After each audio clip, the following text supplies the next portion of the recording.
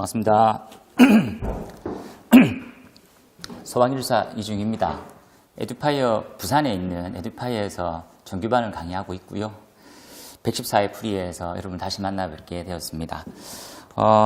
제가 이제 우리 학원생들 분들도 많이 치고 계시니까 응시장에서 이제 교시별로 저한테 이제 문제를 보내왔거든요. 그래서 1교시 마치고 이 문제를 보니까 생각보다 좀 많이 쉽게 나왔더라고요. 그래서 이제 1교시는 이제 됐다. 1교시만 좀 수월하게 넘어가면 잘 풀리는 분들이 몇 분 계셔가지고 2교시 봐도 뭐 나쁘지 않더라고요. 잘 썼다고 하고, 그리고 3교시 때 봐도 나쁘지 않더라고요. 4교시도 별로 어렵지 않습니다. 문제 총평을 한번 들어보시면 아시겠지만 실종된 부분이 방폭이랑 위험물이 나왔습니다. 그래서 언제쯤 많이 나올 건지는 이제 가물가물하네요. 그래서 이제 위험물 같은 경우는 한 3문제 정도로 기본 예상하고 있었는데 그것 또한 같이 안 나오고, 지금은 이제 골고루 배점 중에서 기계가 좀 많이 강세를 띄고 있었습니다. 그런 부분이 좀 특이했었고요. 최근에 이슈가 되었었던 부분들이 호스리를 하고, 그리고 주차장 관련해서는 이제 피리, 내장재, 마감재 이런 것들은 다들 꼼꼼히 많이 준비하셨으리라고 보고요. 그 형태에 대해서는 차별화된 답변으로 잘 쓰셨으면 아마 좋은 결과가 있으실 것 같은데, 이제 파이어 리드에 제가 자료를 올리면서도 많이 글들을 보는데, 특징이 이제 문제가 쉽게 되면 합격자 수는 비례하진 않더라고요. 그래서 이제 지난 일이고 시험 치고 났으면 한 주 한번 푹 쉬시고요.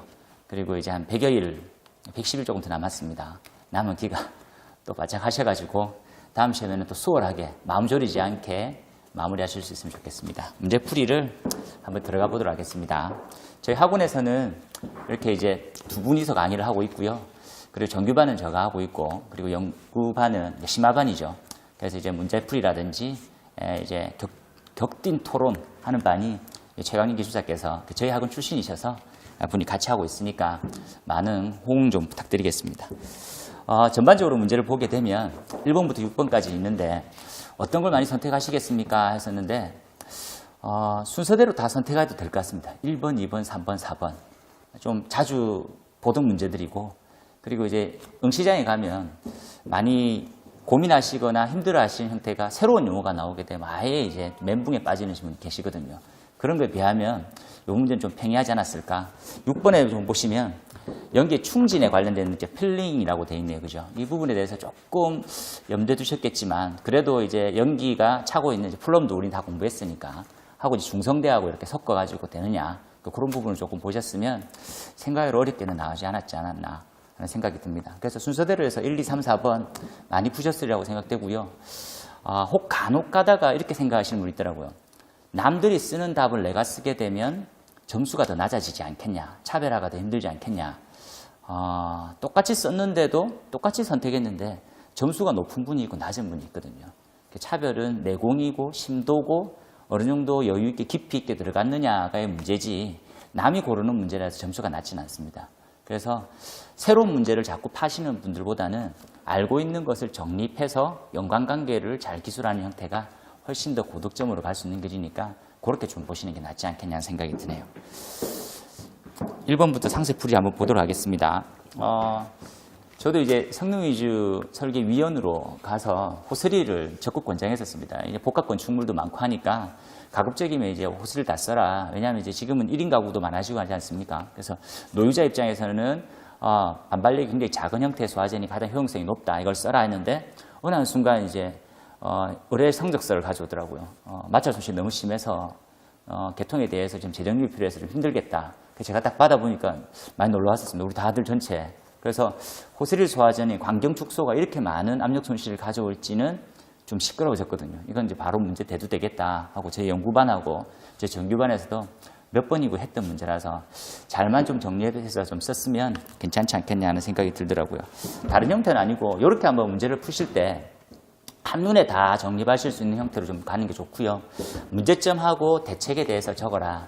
기본 이론 자체는 필요한 것들 위주로 많이 적어주면 좋죠. 제가 개요에 이렇게 적었습니다. 그죠? 호스릴의 장단점, 이번에 보시면 있는데, 기본적으로 장점이 훨씬 많은 소화전입니다. 그죠? 그래서 많은 이제 좀 많이 써봐라. 이렇게 했었는데, 실질적으로 보니까 압력 손실이 너무 큰 거라.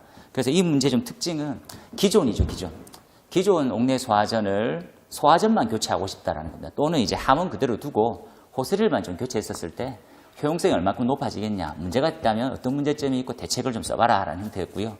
잘 보시면 이제 공동주택에 대한 범위고요. 그리고 지하 2층에 펌프가 설치되어 있다라고 하면 기본적으로 이렇게 이러한 층수와 수치를 주게 되면 가급적이면 그런 높이에 관련된 것들도 계략적으로라도 한번 적어봐라. 그런 형태를 좀 더 원하고 있거든요, 출제자는. 그래서 정리해서 한번 보면 호스릴이 이렇게 말아져 있다 생각을 해볼게요. 제가 이렇게 돼 있다, 그죠? 예, 그 형태가 기본적으로 우리가 방사압력은 똑같습니다. 0.17 메가파스칼이 나와야 된다고 하면, 그죠? 그럼 이제 호수의 경이 원래는 이제 일반 그 소화전 같은 경우에는 우리가 한 12m 정도 나오거든요. 손실을. 고무호수 같은 경우에는 12m 손실을 보는데 지금 호스릴을 봤었을 때 호스릴을 보게 되면 지금 데이터치를 제가 넣었을 때 많게는 한 4.5kg 정도죠. 그러니까 0.45 메가파스칼 정도 45m의 손실을 가지고 있더라고요. 이게 45m 정도 될 겁니다. 그죠? 그래서 연결되어 있는 형태의 배관을 가지고 있고요. 그 다음 나온 형태가 펌프가 있을 거고 펌프하고 연결되어 있는 전동기가 이렇게 있을 거고요. 전동기하고 연결되어 있는 발전기까지 한번 고민해 보자는 겁니다. 그리고 펌프하고 연결되어 있는 수조가 이렇게 있을 겁니다. 그죠? 네, 한번 생각해 볼게요. 그러면 기본적으로 만약에 40mm를 이렇게 정리해서 40mm 형태를 25mm로 정리하게 되면 무슨 문제가 생기느냐? 다시 한번 보면요. 기본적으로 이제 에너지 보존 법칙하고 똑같은 형태로 출발해도 됩니다. 저 광경이 축소가 된다면 당연히 유량은 동일하다고 하는 가정에서 어떻게 요속은 빨라지게 되고요. 요속은 빨라지게 된다면 동압이 베르누이 정리돼서 빨라지게 됩니다. 동압이 더 세지는 거죠. 동압이 세졌을 때 문제는 정압은 낮출 수가 있으니까 정압은 낮출 수가 있기 때문에 동압이 빨라지고 그렇기 때문에 우리가 반발력이 우리 보통 R이라고 많이 반동력이라고 표기할게요. 반발력이 더 낮아질 수 있더라. 이래서 우리의 효용성이 많이 커졌던 겁니다. 대표적인 예가 가마보리피스에 대한 원리들 한번 정리해봐라 해서 105회 때 유사한 문제가 나왔던 걸로 기억하네요. 그래서 이렇게 정리되면 되는데 그럼 문제가 많이 되냐? 여기서부터 출발하는 거죠. 여기서부터. 동압이 만약에 커지게 된다고 하면 그러면 손실에 관한 곡선을 한번 정리해보면 됩니다. 계산식이죠. 계산식. 했었을 때 어떻게 그죠? 하이젠, 포화즈 뭐 이런 것들도 많이 나온다. 그죠? 예. 그래서 다시 웨버 공식으로 해서 정리해보면 이렇게 정리하실 수 있습니다. 그래서 기본적으로 D분의 L 또는 그죠? 예. 기본적으로 해서 정리했었을 때 뭐 변수는 다 빼도록 할게요. 비례 반비례 공식으로 했었을 때 Q, C, D 1.85부터 해서 4.87, 1.85 한번 정리하면 됩니다. 1.85, 4.87 했었을 때 광경이 더 축소가 되면 손실은 더 커지더라. 광경이 축소가 되면 손실이 커지더라 라고 정리하시면 되겠죠. 그럼 손실이 계속해서 너무 많이 커지더라는 거죠. 실질적인 데이터치는 제가 답안지에 넣어놨으니까 이 형태로 많이 증가될 거라는 겁니다. 기본적으로 낙차가 얼만큼 됩니까? 라면 낙차라고 하면 배관에 대한 손실은 우리가 10m 정도 잡을게요. H2로 줬고 내가 이제 10m. 그죠? 전체에 대한 낙차다. 낙차에 대한 부분은 우리 일반적으로 110m 정도로 볼게요. 110m. 이걸 갖다 우리는 H1, 2, H3 호수 이렇게 정리하면 되거든요. 그럼 이 형태가 양정이라고 하는 공식으로 정리가 될 수 있을 겁니다. 그죠? 110m는 어떻게 나왔었습니까? 하면 정리해보면 한 층간이 한 3m 정도 봤었을 때 35층하고 지하 2층까지 했었을 때 37m 정도로 했었을 때 3m 정도 하면 약 이 정도 나올 거라고 하는 부분이거든요. 기본적으로 정리했었을 때 만약에 일반 호소에서 일반 소화전에서 호스릴로 정리하게 되면 이런 형태로 압력 손실이 많아질 거고요. 그리고 더불어서 양정이 증가하고 양정이 증가한 형태에서 동력도 증가하게 됩니다. 그죠? 동력이 증가하는 만큼 비상발전기의 용량, PG3가 가장 큰 형태니까 PG3의 용량 자체가 커지는 거죠. 이렇게. 그죠? 이런 형태에서 역산으로 해서 굉장히 많은 손실, 문제점들이 있겠다. 이런 것들입니다. 그죠? 그럼 대책은 뭘로 할 거냐? 그래서 이제 문제점에서 우리가 이제 12.5점, 절반에 대한 점수를 주고 대책을 12.5점 준다고 하면 대책은 하지 마라. 이게 답이죠. 네. 이런 문제가 많은데 소화전만 호수만 갈면 될 줄 알았었는데 이런 많은 문제점이 있으면 하지 마라. 이게 정답입니다. 그죠? 그래도 하고 싶다라고 하면 어떻게 해야 될 거냐. 그래서 손실치에서 한번 정리하면 되거든요. 손실치에서 답에 나온 형태는 어떻게 정리하면 좋겠습니까? 하면 압력 손실을 최소화할 수 있게 만들어놔라. 어떻게? 예, 관마찰 개수가 작든지 조도 개수가 더 큰 형태로 이렇게 한번 정리해 보면 되겠죠. 기본적으로 봤었을 때. 예, 그리고 작은 형태의 재질을 써라. 예, 그리고 펌프 교체하고, 그리고 펌프 교체하면 압력이 많이 높아지잖아요. 높아지는 데 대한 부분들, 이 구간은 과압 구간이 또 발생됩니다. 과압 구간. 이 과압 구간에서 소화전이 개방됐었을 때, 소화전이 개방되고 나면 또 과한 양이 빠져나가거든요. 그럼 수원량에 대한 부족도 발생될 수 있는 겁니다. 문제점은 굉장히 많이 발생될 수 있네요. 대책의 형태는 수원량 확보. 다시 한번 정리해 볼게요. 자, 수원량의 확보. 그죠? 그리고 양정이 높은 펌프에 대한 교체. 전도기 용량도 마찬가지입니다. 동력 증가에 대한 고려. 그리고 발전기 용량에 대한 교체. 형태로 대책을 세우면 되는데, 거듭 말씀드리지만 안 하는 게 더 효율적이다라고 생각하시면 될 것 같고요. 이런 형태로 문제를 조금 하시면 좋지 않겠냐 합니다. 층수 부분들을 고려하셔서 보통 이제 옥내 소화전하고 관련된 부분 별도 배관한다든지 이런 형태로 추가적인 답변 쓰시면 좋겠고요. 소방 시스템에서 염두에 두셔야 될 것들은 시스템에서 많이 조심하시고, 제 소화 설비에서 이 주제로 내가 많이 공부를 해보면 굉장히 많이 내공이 쌓이는 걸 알 수 있습니다. 뭡니까? 하면 손실 파트를 따로 공부하는 겁니다. 손실. 예. 손실로 인해서 발생될 수 있는 과압. 예. 적정한 방사압보다 초과됐었을 때 우리는 기본적으로 불 끄기 용이하다고 생각하지만 실질적으로 그렇지 않지 않습니까? 그죠? 그래서 어떻게 손실이 발생되지 않도록 만드는 게 가장 핵심 사항이고요. 그리고 과압이 발생되지 않도록 하는 부분들 예상 문제로 많이 대두될 거니까 같이 겸해서 공부하시면 좋지 않겠냐는 생각이 듭니다. 문제는 좀 수월하게 나온 형태니까 어떻게 풀어나가느냐 입장으로 수식 반드시 반영하셔가지고 조금 더 잘 흐름 좋게 만드시면 좋은 답이 될 것 같아요. 결론 부분들은 개요에 고민했던 부분들이 마찬가지입니다. 손실을 더 작은 형태로 바꿔놓는 게 맞겠다라고 하는 게 큰 대주제다 이렇게 보시면 될 것 같고요. 2번으로 한번 가볼까요? 네.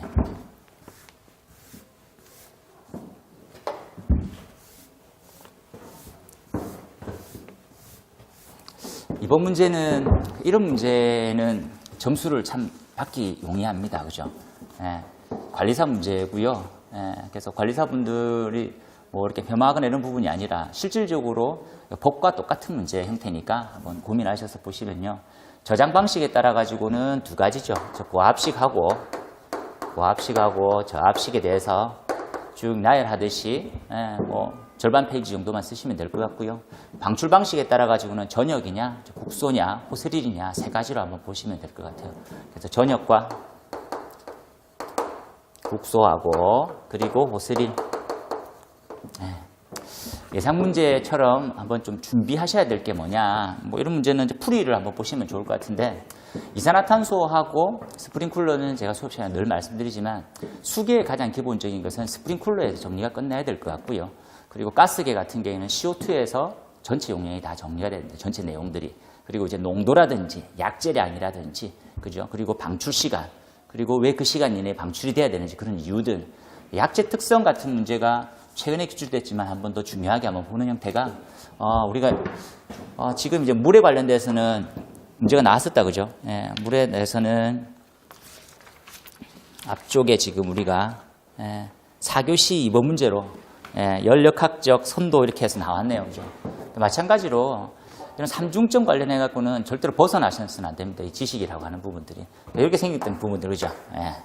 한번 정리하셔가지고 CO2일 때 어떻게 되느냐, 물성이. 이 내용부터 출발해서 정립해서 나가시는 형태가 많이 필요한 거거든요. 이 문제하고는 조금 직접적인 연관은 없겠지만 내공의 상승을 위해서라도 꼭 많이 한번 준비하시는 게 좋지 않겠냐 하는 생각이 들고요. 예상 문제는 또 줄톰슨 효과 같은 것들 다음 시험에 조금 더 많이 보셨으면 좋지 않겠냐 하는 생각이 듭니다. 고압식, 저압식은 우리 비교표가 있으니까 표 그대로 외우셔가지고 가시는 게 제일 좋을 것 같고요. 하나 조심하셔야 될 것들은 뭐가 있었습니까? 하면 예상 문제 중에 지금 출제가 안 됐지만 피로티 화재 관련돼서 한 번 더 고민을 또 하는 게, 피로티로 굉장히 문제가 많이 커지고 있으니까, 그죠? 피로티일 때 호스릴이 많이 설치가 되고 있습니다, 그죠? 일반적으로 보면 자동차 대수가 20대 이상이 된다든지 하면 피로티 공간에 우리 식당 같은 데 가봐도 있습니다, 그죠? 식당에 이제 캐비넷처럼 서 있는데 그게 이제 소화 설비인지 전혀 몰라, 아무도. 그죠? 그때 이제 호스릴이 딱 설치되어 있고 램프가 불이 꺼져 있으니까 더 모르는 거죠. 이때 호스릴의 형태를 잘 한번 보시면 이때 기본적으로 있는 온도가 20도대 한 보통 25메가파스칼 정도 되거든요. 내압이. 근데 만약에 이 용기가 60도까지 상승하게 되면 한 17메가파스칼 정도 됩니다. 내압 시험 한계에 도달하는 거죠. 그러면 1층에 주차장을 겸하고 있어서 차량이 화재가 발생하면 500~600도 올라갑니다. 그때는 용기 자체가 폭발할 수 있는 거죠. 그러니까 호스릴은 수동식이기 때문에도 전혀 의미가 없는 형태의 시스템에 가깝고요. 그리고 기본적으로 용기 자체가 폭발로 인해서 2차적 피해가 발생될 수 있을 거다 이렇게 생각하시면 더 좋을 것 같습니다. 그리고 요 세 가지 때 조금 더 조심하셔야 되는 부분들은 세 가지 구분의 핵심 요소는 뭡니까? 약재량이죠. 약재량으로 네가 한번 구분해봐라. 그죠? 약재량 플러스 설계 농도죠. 그죠? 설계 농도. 설계 농도로 같은 표로 답을 정리해놨으니까 다 보시고요. 그리고 두 번째는 방출 시간으로 한번 정리해보세요. 이런 내용이 상세히 들어가져 있지 않다면 물론 점수는 그렇게 그다지 좋지 않지 않겠냐 하는 생각이 좀 드니까 한번 봐놓으시고요. 설계 농도를 우리 기본적으로 풀이 때 한번 보셨는데 중요한 거는 표면 화재하고 신부 때 표면은 34% 정도죠. 일반적으로 농도를 잠깐만 한번 보시면요. 약재가 이렇게 흘러나간다 한번 생각해보면 불 꺼질 때가 몇 퍼센트가 필요합니까? 28% 정도 필요하죠. 8% 정도 필요합니다. 그때 이제 여유를 둬서 34%를 줘놨다라고 나오는 거다. 그죠? 표면 화재에서. 그러면 CO2는 28%에서 불이 꺼지기 시작할 거다라고 하는 부분인데 이때 퍼센테이지로 산소가 한 15% 이하로 내려간다는 거다. 그죠? 그때 중요한 부분들은 이걸 제가 간과하고 있더라고요. 그죠? 만약에 이제 20%가 되면 어떻게 되느냐. CO2의 농도가 20% 그러니까 구획실 내부에 되면 1분 이내에 사람이 죽습니다. 그러면 사람이 상주하고 있는 곳에서는 CO2 약재가 얼마큼 치명적인지 알고 갈 수가 있는 거죠. 그래서 그런 부분들을 먼저 좀 잘 알고 풀어나가는 형태도 좀 필요하지 않겠냐 하는 생각이 드니까 그 내용 맞춰가지고 한번 보셨으면 좋겠네요. 마찬가지로 법에 관련되어 있는 문제니까 법대로 조금 순탄하게 적으셨으면 잘 풀릴 것 같네요. 3번 한번 보겠습니다. 부식 예상 문제였었고요. 그리고 부식은 좀 그냥 잘 적으시면 누구보다 잘 적어라 이런 거죠. 전국 10등, 15등 안에 들어야 되니까 주변 사람들보다 훨씬 더 잘 적어야 됩니다. 부식이라고 하는 부분들은 정리되어 있는 그림이 요걸 한번 정리하시면 됩니다. 그죠? 우리 해설에 나와 있는데 HQ 곡선에서 기본적으로 나오면 배관저항 곡선이 있습니다. 이게 이제 낙차에 관련되는 부분이고 배관저항 곡선이 이게 우리가 설계점이라고 보통 얘기하는 지점이다. 그죠? 이렇게 설계점. 설계구나. 효율이 가장 높은 지점일 수도 있고 설계고 정격이라고 하는 부분에 해당되는 사항입니다. 그죠? 근데 만약에 부식이 많이 새거나 많이 생기거나 스케일, 마찰 손실이 많이 커지거나 덕면 변화에 예를 들어서 배관 자체에서 재질의 변화가 생긴다고 하면 이게 관로 저항 곡선이라고 해야 하는데 배관 저항 곡선이네. 그죠? 한 곡선이 굉장히 가파르게 됩니다. 이렇게.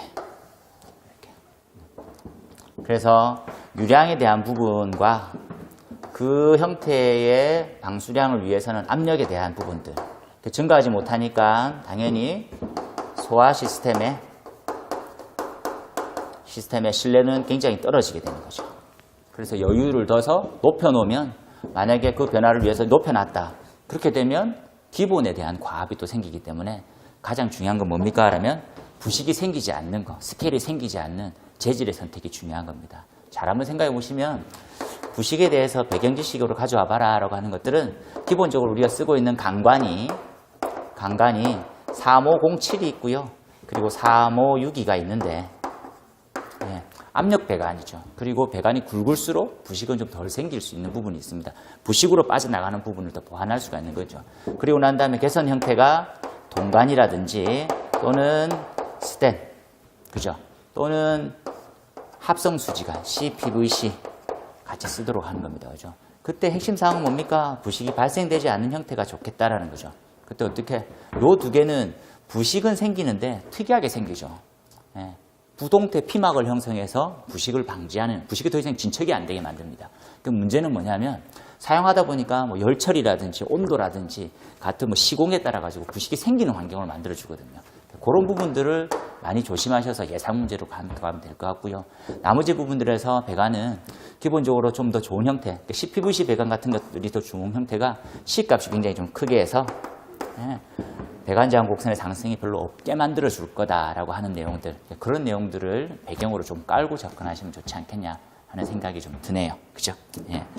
그리고 지금 이제 83회, 89회, 106회 때 이제 부식에 관련되어 있는 부분들 나왔으니까 참조하셔가지고 보시고요.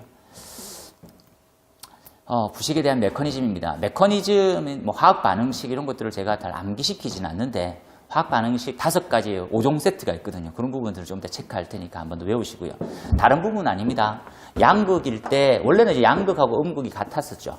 근데 모든 금속도 일정 부분에 대해서 이제 전이차라는 것들이 발생되게 됩니다. 이종 금속일 때 더 심할 수가 있겠죠. 그때 양극 부분에서 어떻게 됩니까? 라면 양극 부분에서 이온이랑 전자가 분리가 되는 현상이 생기는 겁니다. 분리가 되고 나면 음극 부위에서는 어떻게 됩니까? 음극은 외부에 있는 산소가 전해질이라고 하는 물방울 틈새에서 물과 방금 전에 받았던 전자를 가지고 수산화 이온을 만들어냅니다. 그렇죠? OH 이온을 만들어내고 이 OH 이온과 빠져나가 있던 철 이온이 결합하면서 이제 산화 처리되는 거죠. 그걸 갖다 기본적으로 이제 부식 이런 개념이다 하고 이렇게 빠져나가는 형태인 만큼 쌓이는 것도 있을 것 같고요. 녹이라고 하는 거죠. 러스트라고 하는 부분은 쌓이고 빠져나가는 부분들도 있을 거다. 요 관련되어 있는 것을 메커니즘은 좀 빠지면 안 좋은 문제지 않겠냐는 생각이 들더라고요. 그래서 메커니즘 반드시 한번 작성해서 두시고요. 메커니즘 다른 게 아니다 그죠? 양극부 어떻고 음극부 어떻고 전해질에서 어떠한 결합이 생기는지 그거 한번 검토하시면 괜찮을 것 같아요. 그 외에 남아있는 형태가 원인이라고 되어 있던 질문에 대한 주요지, 그죠? 다른 게 아니죠. 열과금, 용융유온피 이렇게 되어 있었습니다. 다른 부분은 아니고요. 특히나 이제 여기 3번에 외적 요인 중에서 용존산소량 한 7, 8년 전에 엘모 이제 공사 회사죠. 우리나라에서 굉장히 큰 거기서 이제 동간으로 이제 배관을 한 적이 있었습니다. 그때 이제 문제가 많이 생겼던 게 동간이 부식이 생기는 겁니다. 너무 많이. 다른 데는 안 생겼는데 여기 많이 생겼다. 이유가 뭡니까? 라서 외부 용력을 주니까 용존 산소량의 증가로 인해서 동간에 부식이 생긴 것 같다라고 이제 추정하는 거죠. 그래서 결론은 이제 시공에 대한 에러다, 잘못된 걸로 다 이제 하자 처리를 해줄 수밖에 없었던 입장이었지만 중요한 부분들은 여러 가지 요인에 의해서 발생될 수 있으니까 기본적으로 암기하시고 열과금, 용융, 유온피입니다. 제가 암기할 수 있게 앞 글자만 좀 따둬드렸고요.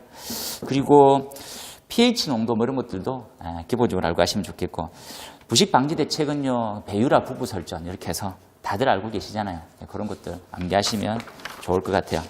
그리고 추가로 화학 반응식 정도 이렇게는 외우고 가세요 하는 것들 하나만 적어놓을게요. 자, 화학 반응식입니다. 화학 반응식 다른 형태는 아니고요. 알고 하셨으면 좋겠습니다 하면 연쇄 반응에 관련되어 있는 거, 활성 라디칼 인자에 대한 변화 어떻게 됩니까? 라는 부분들 헷갈릴 수 있으면 좀 알고 하시면 좋겠습니다. 그죠? 그리고 할로겐 원소하고 결합됐었을 때 어떻게 그게 불꽃을 진압할 수 있는지를 한번 보고 가시면 좋겠고요. 두 번째에서 부식에 대한 메커니즘 알고 가세요. 지금 문제입니다. 그리고 3번에 나왔던 형태가 분말일 때 열분해. 분말의 열분해입니다. 그죠? 시험 문제에서는 3종이 거의 주로 나왔었거든요. 3종이 3단계에 관련되어 있는 열분해로 올선무사, 메타인산 이런 것들이 어떻게 나오게 되는지 그 부분들도 꼼꼼히 한번 그죠? 보셨으면 좋겠고요. 네 번째 나오는 형태가 축전지 관련된 축전지에 납하고 알칼리 이렇게 하시고요. 그리고 제가 안 했다가 5번째 한번 하면 금속 화재에 왜 기준약재가 적응성이 없는지 대표적인 예가 물도 왜 안 되고 CO2도 안 되고 사야마탄소도 왜 안 되는지 그렇죠? 이러한 형태들 찾아서 준비해 놓으시면 다른 것들은 그렇게 외울 거는 많지 않더라고요. 이렇게 한번 염두에 두셔서 보셨으면 좋겠습니다. 그렇죠? 그 다음 부분들 4번으로 한번 가볼까요? 4번의 일반 감지기와 아날로그 감지기의 주요 특성이다. 그렇죠? 이런 문제는 전체적으로 이해하는 형태가 다 똑같습니다. 그렇죠? 단순히 생각해보면 왜 일반 감지기 대신에 아날로그를 써야 됩니까? 하죠. 그걸 어떻게 풀어나갈 건지가 잘 헷갈리는 거거든요. 그래서 기본적으로 봤었을 때 이렇게 건물을 따져보면 됩니다. 이렇게 이제 낮은 건축물들이 하나 있고 그리고 굉장히 높은 건축물이 있습니다. 그렇죠? 이 형태를 계획에 적을 때 우리는 고층화, 심층화, 다용도화, 정보화 이런 식으로 다양하게 적습니다. 그렇죠? 이럴수록 위험도는 더 증가하기 때문에 이러한 그림이 기본적으로 적지만 건축 방화에서도 피난에서도 쓸 수 있고 경보에 쓸 수도 있고 소화 시스템에서 다 적용할 수 있습니다. 그렇죠? 갖다 우리 이제 일반이라 하고 이게 고층, 초고층 이 형태를 정리하다 보면 이렇게 나오는 거죠. 이렇게. 자, 층수에 따라서 위험도는 어떻게 됩니까? 이렇게. 그래서 기본적으로 보면 30층과 50층으로 나누는 거죠. 이렇게. 그렇죠? 작은 일반 건축물이고 30층까지 고층 건축물로 되는 거죠. 화재안전 기준상. 그리고 30층하고 50층 사이에 있는 건축물이 있고 그리고 50층 있습니다. 이렇게. 그때 위험도는 상승되고 있구나를 알 수가 있는 거죠.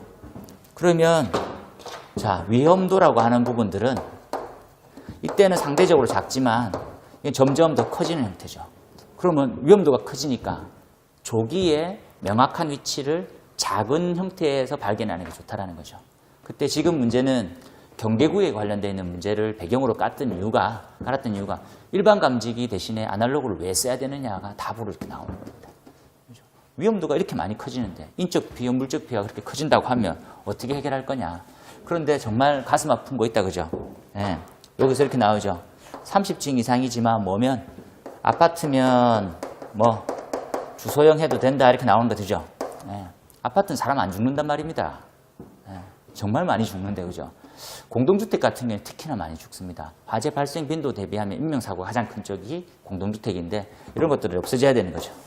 누구의 이야기인지 하면 안 되겠다라고 생각해 놓고요. 그래서 감지 시스템은, 경보 시스템은 어떻게 가는 게 좋겠습니까? 라면 이때는 일반으로 가고 이때는 형태는 아날로그로 가라. 그 이유가 뭡니까? 하면 경보 설비, 감지 설비의 핵심 사항은 뭡니까? 세 가지가 있다, 그죠? 어떻게? 정확하고요. 정확하고 신속하고 그리고 비화재보가 없는 신뢰도가 높아야 됩니다. 일반에 비해서 아날로그가 훨씬 더 높다라는 거죠. 그거에 대한 관련된 그림도 우리는 잘 알고 있지 않습니까? 그죠? 시간에 따라서 화재가 성장하고 있는데 신뢰도에 관련되는 부분들은 80% 정도, 한 60% 이상 신뢰도가 더 증가할 수 있다는 겁니다. 이렇게 나오죠. 이렇게. 그죠? 이 형태를 갖다가 아날로그, 이 형태를 일반 감지기 이렇게 쓰셔도 되고요. P형, R형. 그죠? 일반적인 시스템 아니면 8종 이런 식으로 하셔도 됩니다. 어디든지 이렇게 잘 응용될 수 있는 부분이니까 같이 한번 생각을 이렇게 보셨으면 좋겠네요. 그죠? 네. 같은 시간대로 이렇게 그려주는 게 좋을 것 같은데. 그래서 8페이지에 보시면, 8페이지란다. 거기에 이제 개요하고, 그리고 이번에 이제 비교되어 있는 부분들.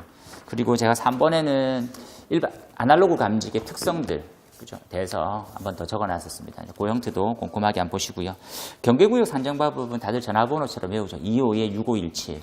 특이한 거는 경계구역 산정 방법은 다 동일할 거다라고 하는 부분이죠. 근데 특이사항은 뭡니까? 라고 얘기하면 일반 감지기 같은 경우에는 일반은 600제곱미터의 넓은 범위를 하나의 경계구역으로 봐서 화재가 발생했을 때 어떻게 되는, 나머지 회로는 다 스톱되지 않습니까? 그렇죠? 확대가 되더라도. 그런데 만약에 이제 아날로그 같은 경우에는 어떤 식이냐? 아날로그는 감지 면적이, 그 바닥 면적마다 설치되는 그 감지 면적이 하나의 경계구역을 가지고 있습니다. 기본적으로 보면 뭐 979776하고 똑같은 것처럼 더 낮은 면적, 감지 면적으로. 그렇죠? 왜 아날로그를 써야 되는지가 배경 지식으로 깔리게 되면 답도 조금 더 수월하게 나오지 않겠냐 하는 생각이 드는 거니까 그렇게 조금 맞추셨으면 좋겠고요. 그 다음 나온 형태가 5번입니다.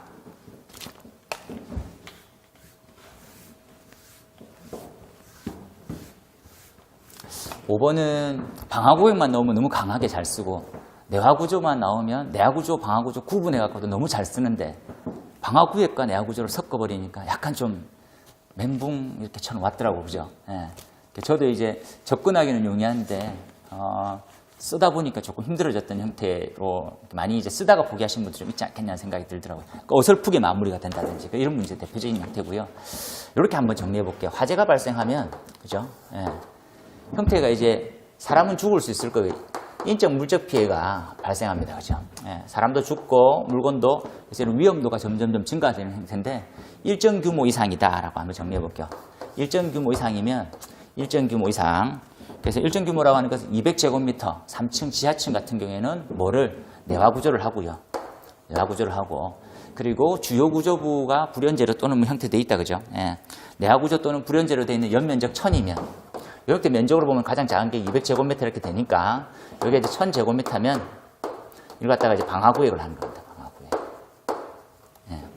근데 잘 보시면 내화 구조의 주 목적은 화재로부터 그죠? 예, 견딘다, 강도를 유지하고 성능을 유지하는 그 내화 성능이겠죠. 유지하면서 그리고 재사용도 가능한 거죠. 그래서 기본적으로 보면 내화 성능 플러스 재사용이 가능할 정도로 예, 성능이 유지가 돼야 된다라는 말입니다. 그죠? 근데 방화구역 같은 경우에는 기본적으로 보면 한정에 대한 개념이 많거든요. 내화 성능을 가지고 있는데 화재를 한정하는 의미하고 똑같습니다.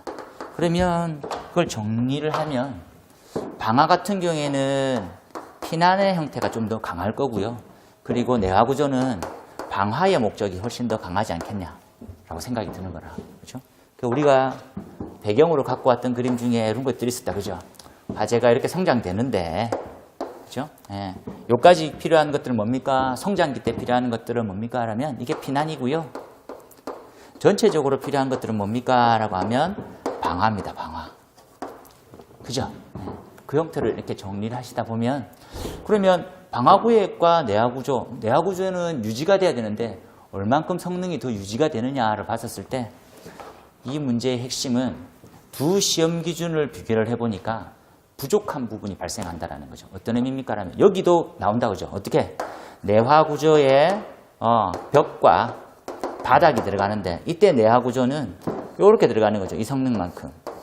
여기까지는 성능이 이해되는데 뭐가 빠졌습니까? 하면 여기서는 특이하게 관통부라고 하는 부분들이 있을 거고요. 관통부. 그리고 제일 문제가 발생되는 방화문하고 그리고 방화 셔터가 있습니다. 셔터. 방화문, 방화 셔터가 내화 구조만큼 성능이 나오지 않는다. 이게 이 문제의 주안점입니다. 그렇죠?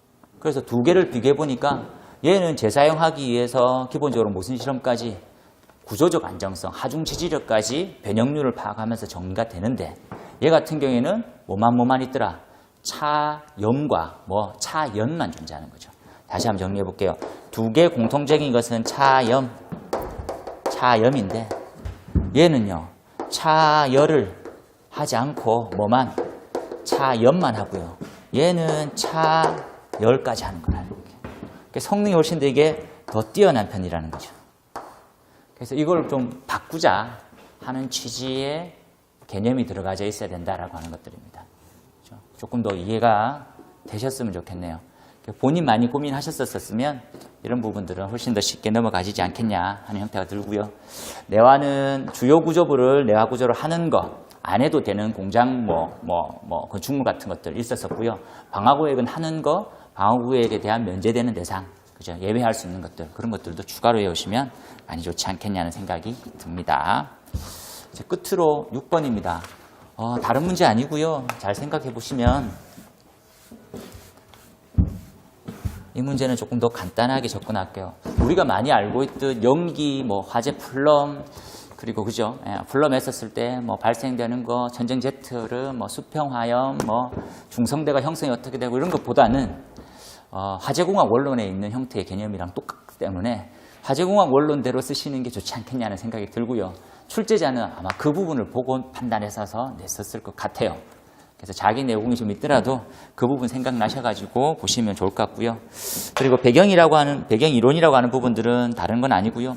연기가 발생될 때 화재 초창기에 환기구가 있다고 하면 초창기에 천정면부터 연기는 충진, 가득 차기 시작해서 환기구를 만나면 빠져나가고 들어오는 흐름이 생기고 그 하부에서 중성대가 형성돼서 들어가고 나갈 거다라고 하는 부분들.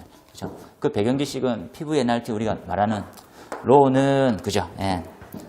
PMRT 정리해서 계획에 이렇게 나온다 그죠? 온도가 상승되면 밀도가 내려가게 되고 밀도에 따른 불욕의 흐름이 생겨서 플럼을 형성하게 될 거다. 연기가 이제 확대되는 거. 얼마큼 빨리 확대됩니까? 하면 델타 P만큼 확대될 거다는 거죠. 그래서 로우 제로하고 로우 하이하고 GH만큼 이런 흐름 조금만 더 생각해서 가시면 좋을 것 같고요. 실질적으로 이런 플럼을 형성하고 있습니다. 다들 많이 그려보셨던 그림이다 그죠? 온도 분포. 실링젠트 분포에서도 온도 흐름은 다 알기 때문에 왜 헤드나 감지기를 천장면에 반자면에 설치하는지를 다들 아실 수가 있고요. 나머지는 이 흐름을 두고 있습니다. 근데 시험 문제 답은 이렇게 좀 적어달라고 하는 부분이었었죠. 3단계로 나눠라. 그러니까 제일 처음에 연기층이 플럼에 화재에 의해서 발생되는 연기로 해서 위에서부터 쌓이게 나기 시작하는 거죠. 이렇게. 그래서 지금 나와 있는 형태는 HL은 연층에 대한 흐름이고요. 높이고 층고고요. 그리고 환기구의 높이입니다. 그래서 기본적으로 보면 플럼의 압력과 온도에 따른 압력 그리고 주변에 대한 압력입니다.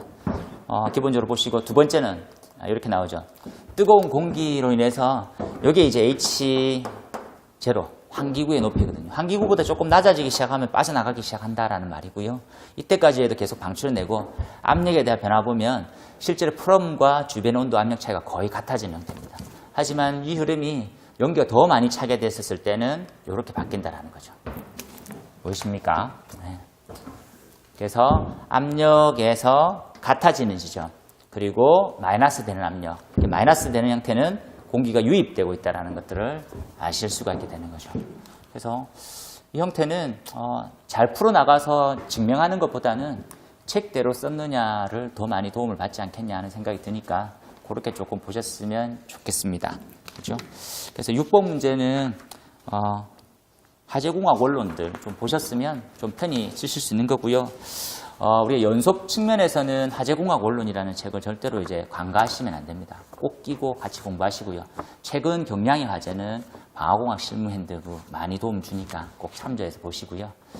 그리고 저희 이제 다음 카페에 한끝소 검색하시면 저희 이제 학원으로 들어와서 많은 자료하고 이제 응시생들의 답지 보실 수 있으니까 참조해서 보시면 좋겠습니다. 114회 시험 문제 끝났고요. 지난 일은 진짜 과거입니다. 앞으로 남아있을, 그죠? 시험 되게 잘 치셨으면 조금 더 수월하게 보내시고요. 그리고 조금 아쉽게 안 됐다 싶으시면 다시 마음 다시 잡으셔서 준비하시면 좋지 않겠냐 하는 생각이 듭니다. 저희는 에듀파이어 소방기술사 이중이었었고요. 저희 학원 방문하시면 고맙겠습니다. 고생 많으셨습니다.